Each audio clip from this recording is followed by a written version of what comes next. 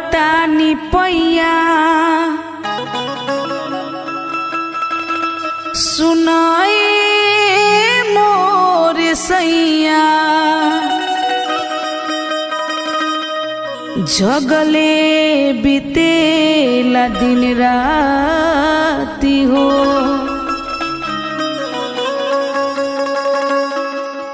गोदरल जवानी के कैसे बचाई आरे धड़े धड़े धड़े केला छाती हो कि धड़े धड़े धड़े केला छाती हो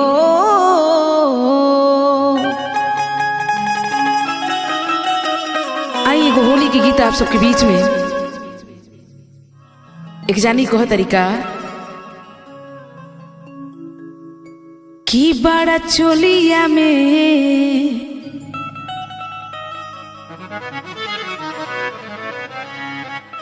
हो बड़ा चोलिया में होता गुदगुदी राजा। कैसे कह तरी तब बड़ा चोलिया में बड़ा चोलिया में होता गुदगुदी राजा। बड़ा चोलिया में होता गुदगुदी राजा।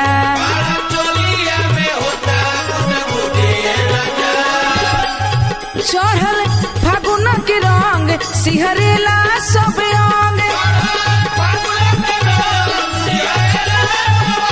चढ़ल फागुन के रंग सिहरेला सब अंग हमर फेले भइल जाता सारा बुद्धि राजा। बड़ा चोलिया में होता गुदगुदी राजा।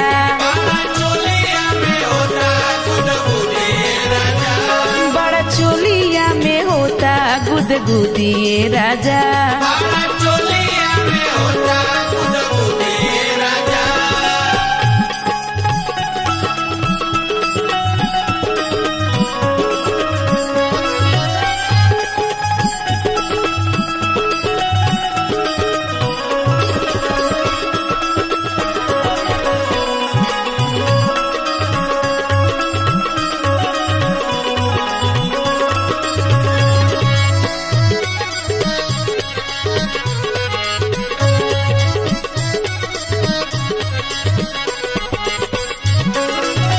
और कह तरीका छोट भइल जाता हमर देहिया के कपड़ा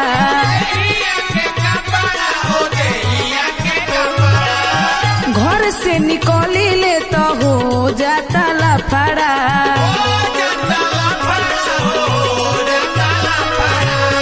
छोट भइल जाता हमर देहिया के कपड़ा घर से निकली ना तो हो जाता लफड़ा।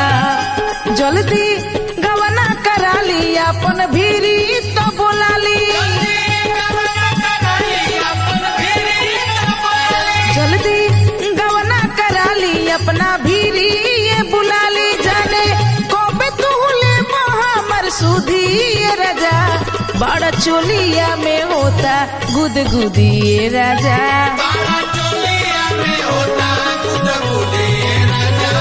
बड़ा चोलिया में होता गुदगुदी राजा।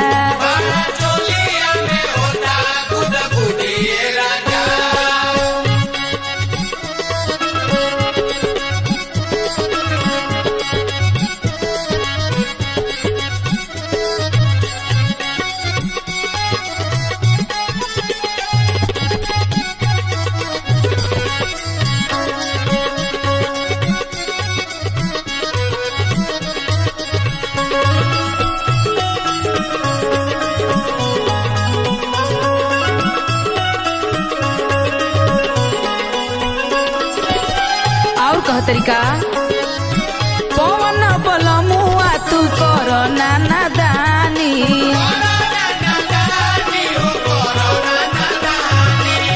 कैसे कटी होली असो हम पूछतानी।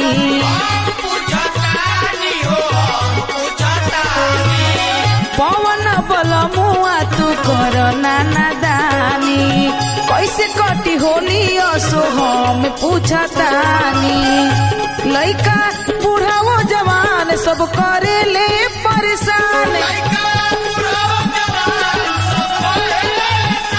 लइका बूढ़ाओ जवान सब कहेले ससमानी गे मन में सोची होता धुक धुकी ये राजा बड़ा चोलिया में होता गुदगुदी ये राजा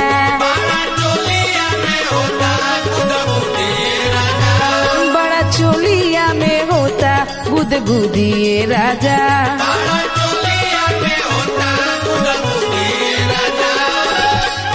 चढ़ल फगुआ के रंग सिहरेला सब अंग